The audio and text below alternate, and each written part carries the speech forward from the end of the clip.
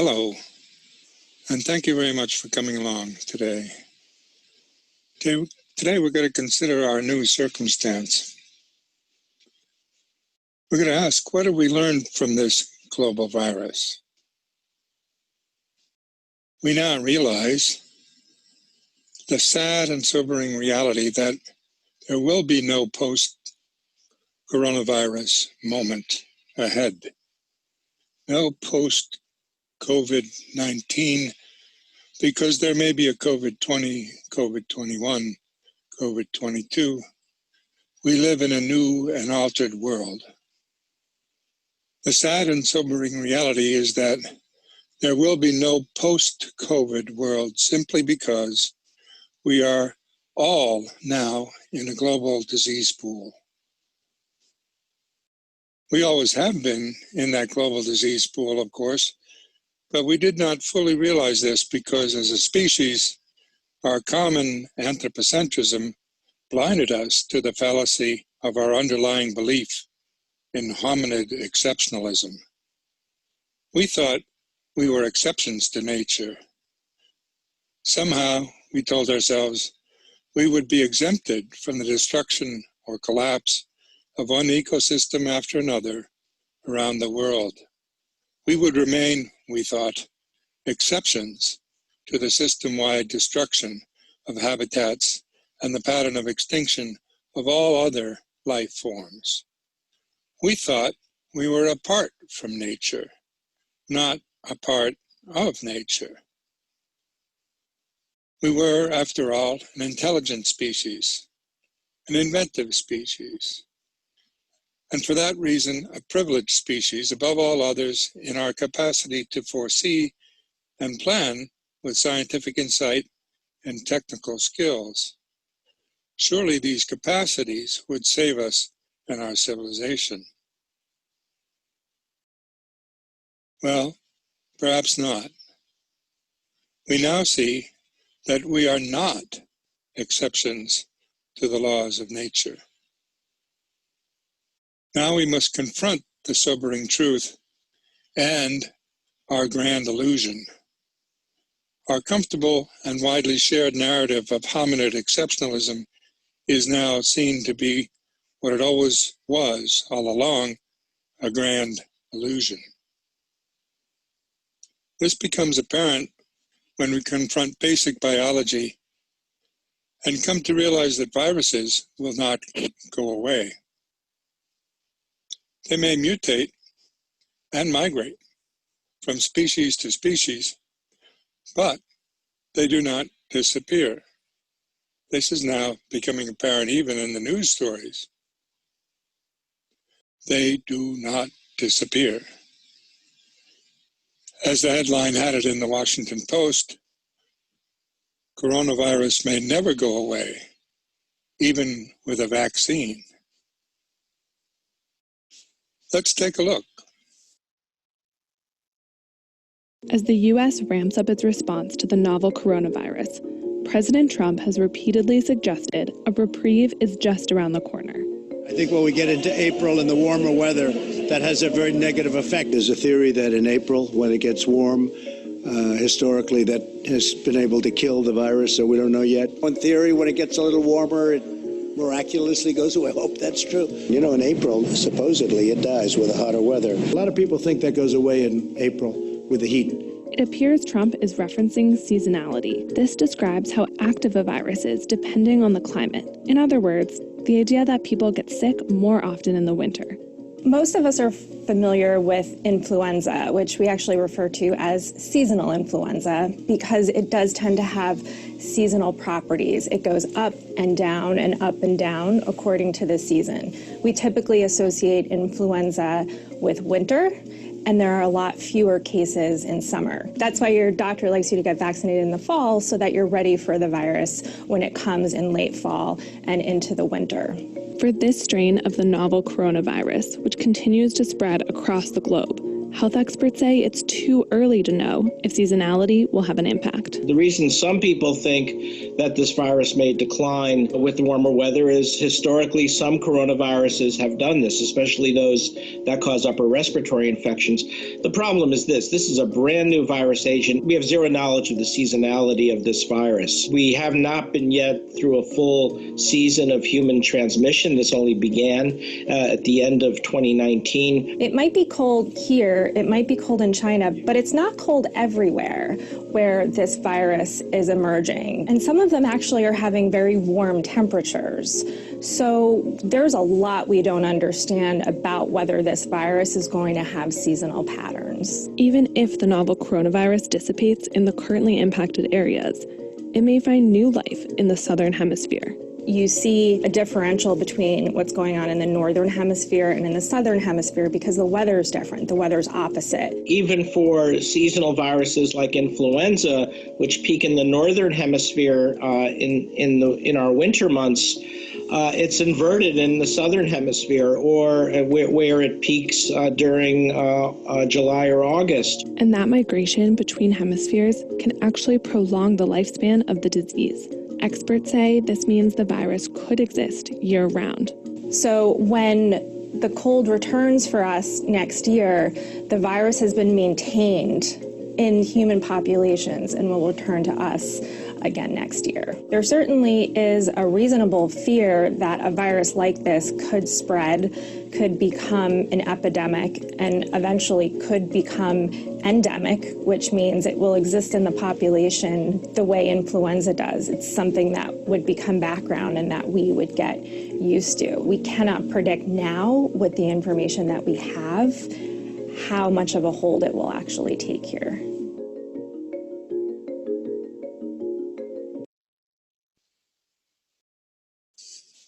Well, Ellen Carlin made it pretty apparent in the Washington Post piece that basically the disease could migrate from the northern hemisphere to the southern hemisphere and back among populations in those hemispheres. But it could become what we see as a seasonal virus because it would, in effect, move from north to south and south to north in the following year. As the World Health Organization has said in its own briefings, it may never go away. Of course, in the year 2020, it'll be COVID-20. In the year 2021, it'll be COVID-21. In the year 2022, there may be 2022A, COVID 2022B. Various mutations are possible and could come back with a different periodicity than we understand at this point. Now, one of the reasons that the coronavirus may never go away is that humans may not be its natural host species. In fact, we probably aren't its natural host species, and that's why it's hitting us so hard. The changing habitat of non-human species puts them under stress, and that can make them susceptible to illnesses. So it's the non-natural species, I should say the non-human species, natural species in the natural world, that in fact are diseased and can bring disease to the human populations by what's called jumping. The coronavirus basically emerges, according to these stories of the scientists.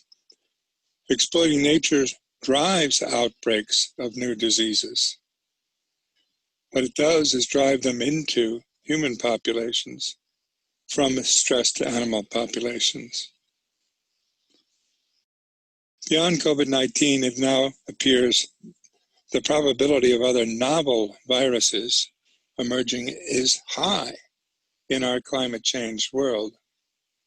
As the BBC headline put it, coronavirus, this is not the last pandemic. They put a short little explanation of it out on their website entitled, "This is not the last of our pandemics." They gave the title to it of Pandemic Hunters, the search for a future deadly virus.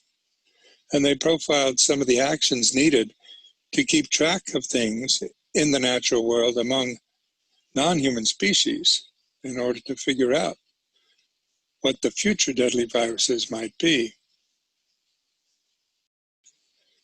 As one of them put it, we go out there and we try to find these pathogens before they find us. This is not the last of our pandemics. Going back 20 years, I can think of, 6 potential pandemics, of which one has turned into, serious reality. So it's really essential that we get onto this in advance and we go out there and we try to find these pathogens before they find us.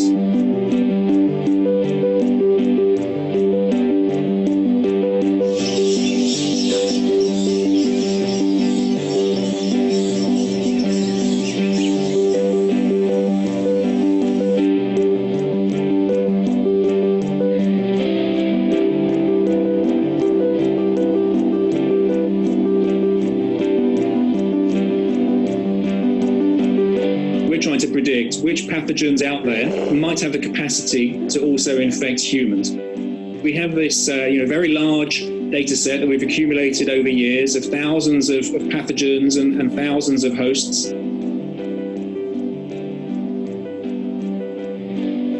We are able to then write certain algorithms helping us to identify an animal pathogen with the potential to also infect humans.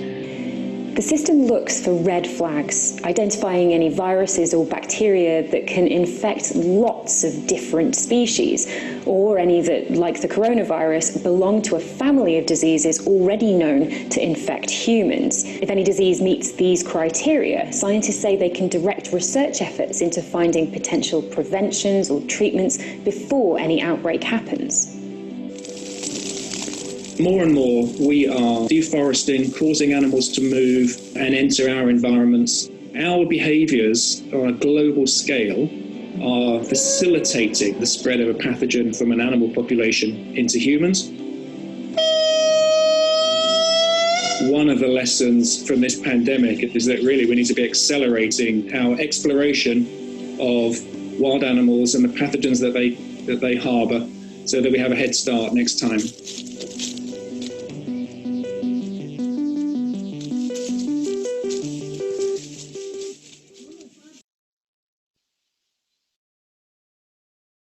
The trouble is, you don't know where they are. And you don't know which species may be carrying them and which species may already have, in some sense, the resistance to them that we might be able to acquire or learn from or devise drugs from. This makes the extinction problem a very grave one because species are becoming extinct very rapidly. And biodiversity is being reduced. Some of it is because of human interventions. But who's wise enough to say which species should be saved? None of us. This was a task given in biblical times to Noah, but we're not up to it. As one scientist and journalist, a scientific journalist, David Quammen, has looked into this at great length. He studied how animals infect humans with what he calls spillover of viruses and microbes of various kinds into human populations. Let's take a look.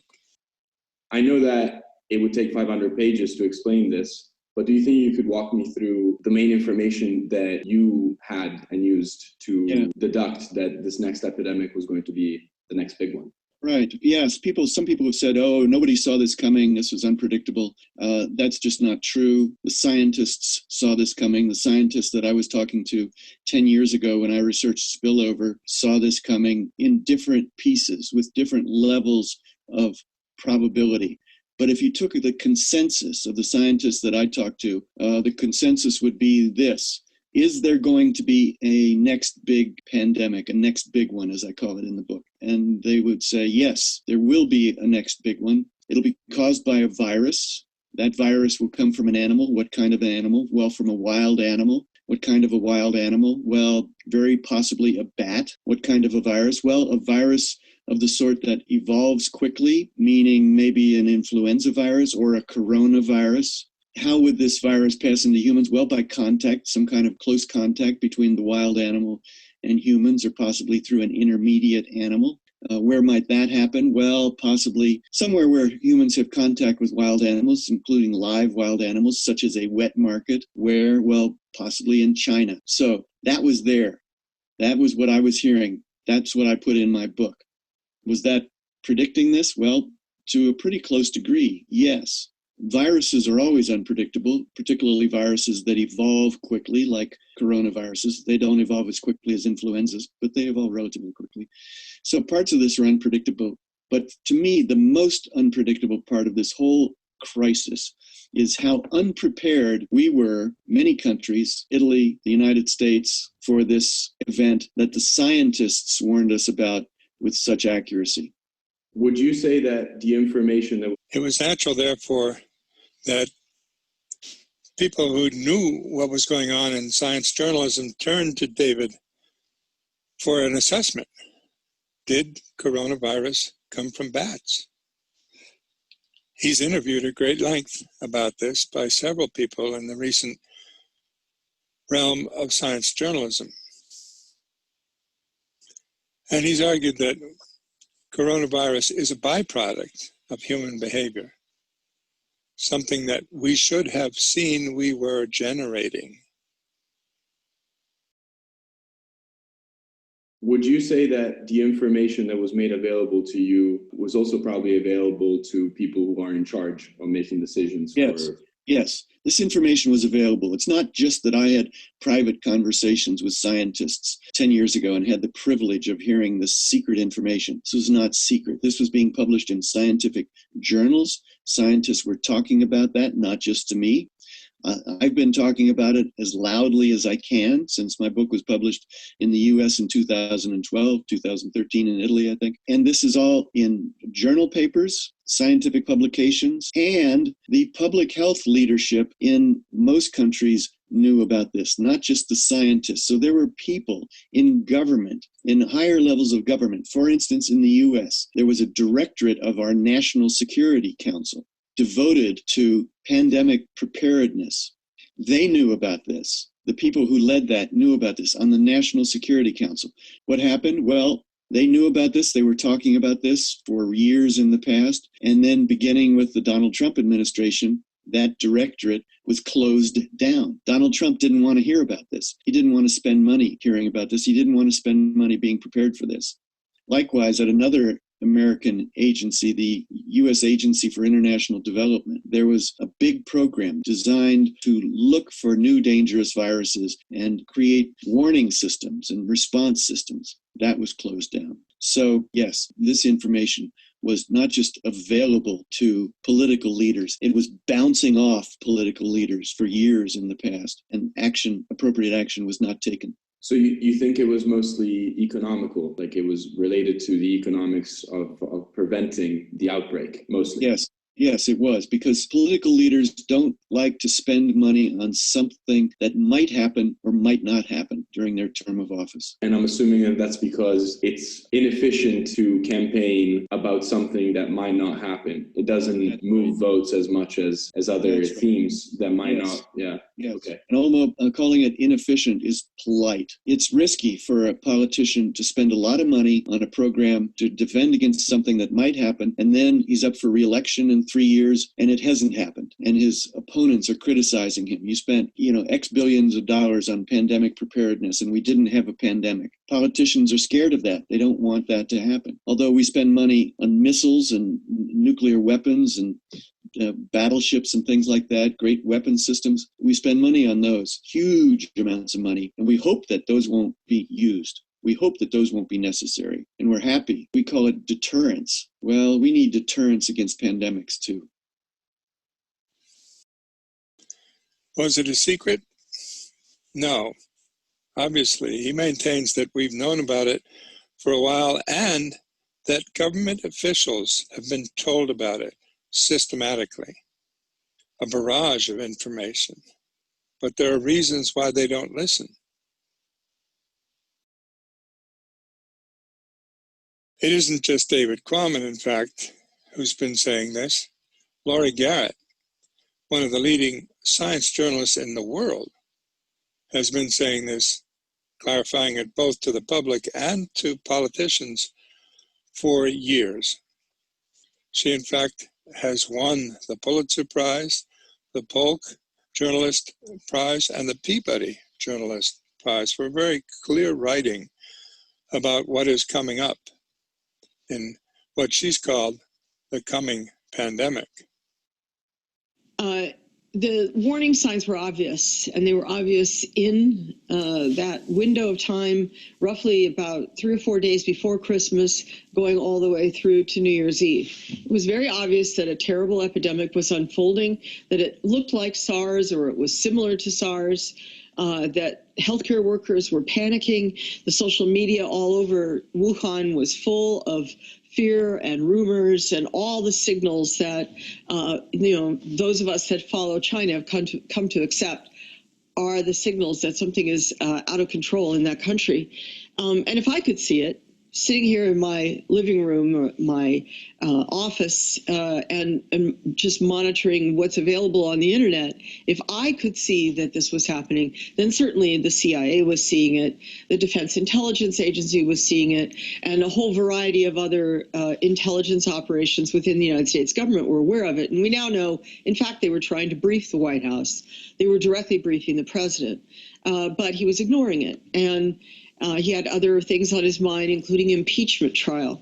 And so that was unfolding on this side, a kind of let's just ignore it.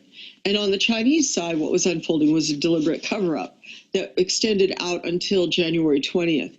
So you had about 6 to 8 weeks of transmission of this virus going on in Hubei province and Wuhan.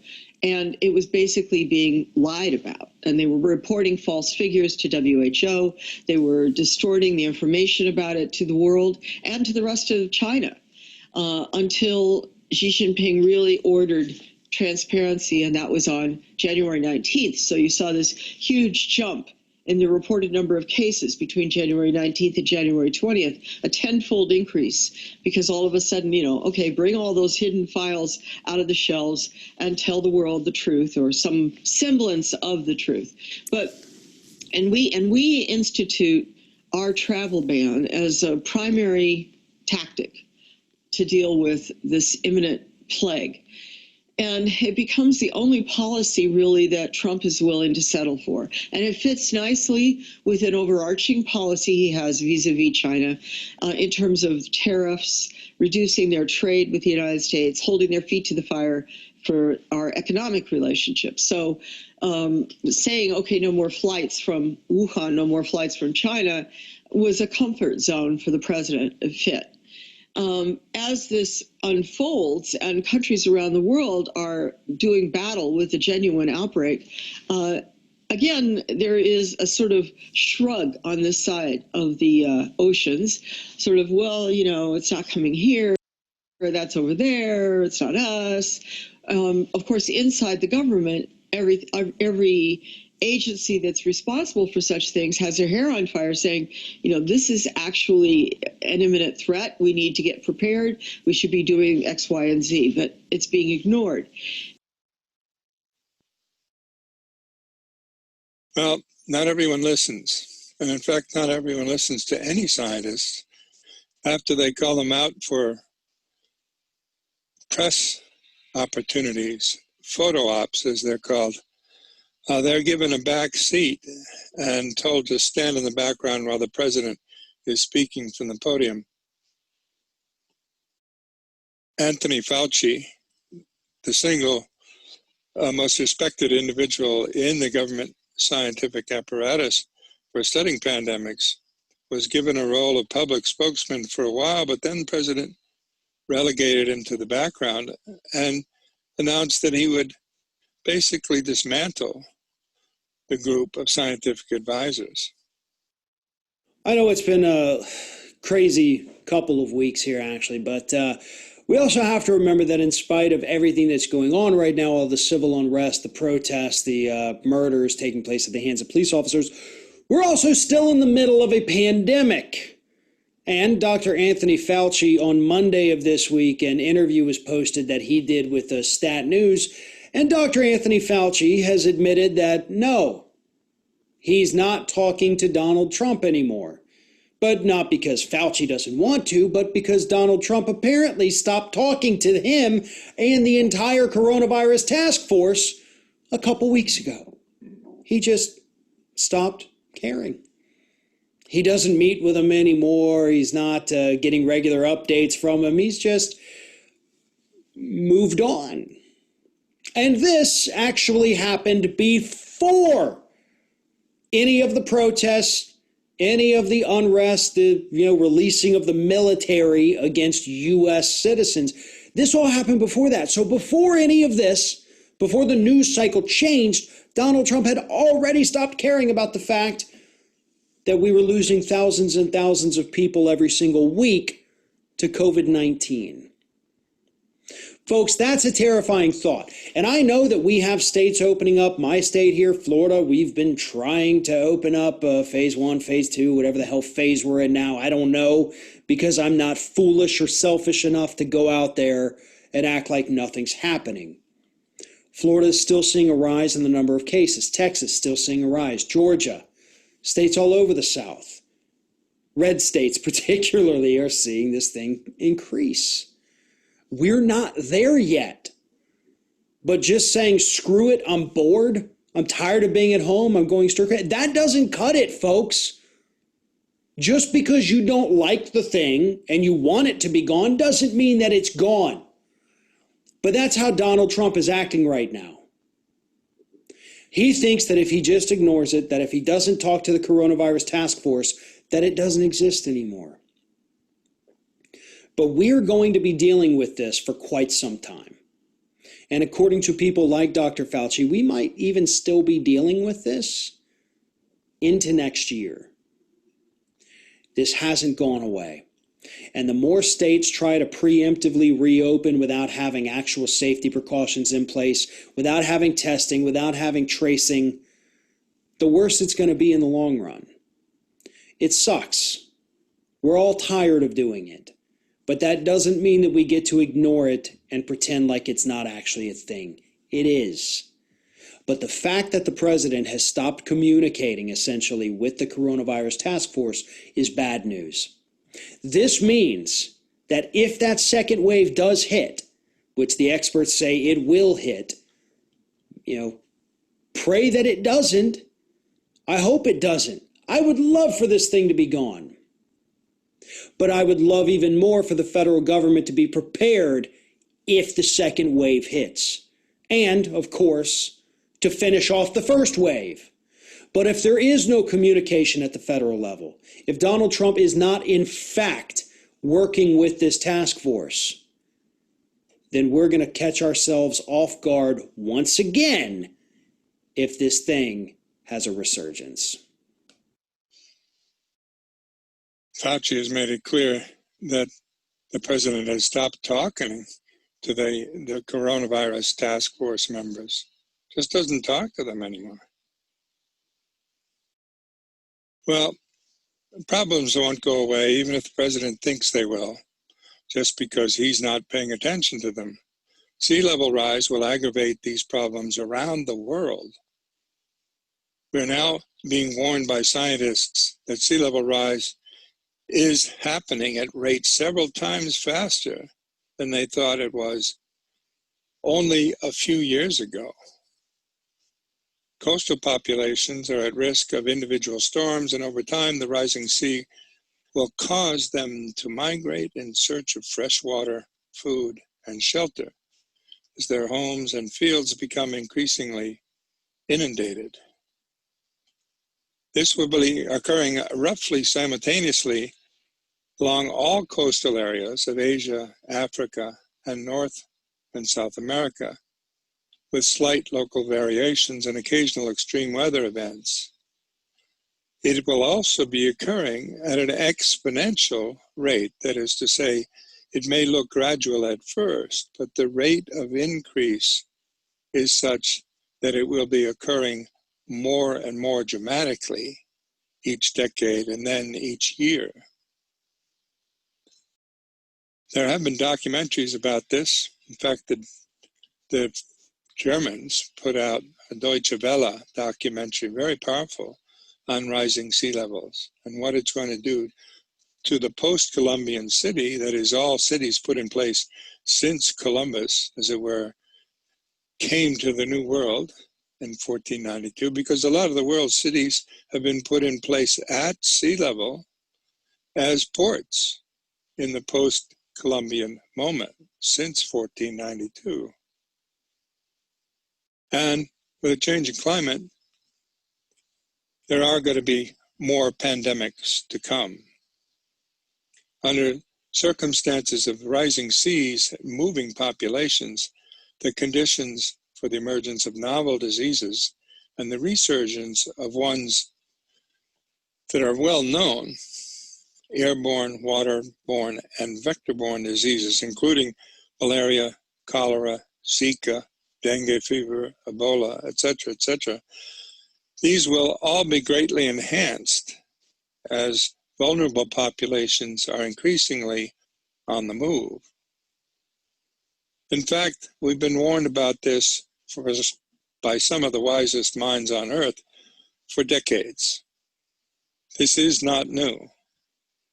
What is new is what we need to do about it. What have we learned from this global virus? We need to realize the sad and sobering reality that there will be no post-coronavirus moment ahead. There's no afterwards. It's more of the same.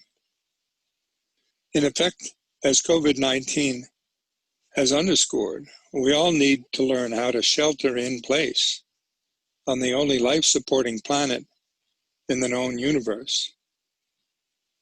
It is the only blue planet with water essential for all life forms we know of.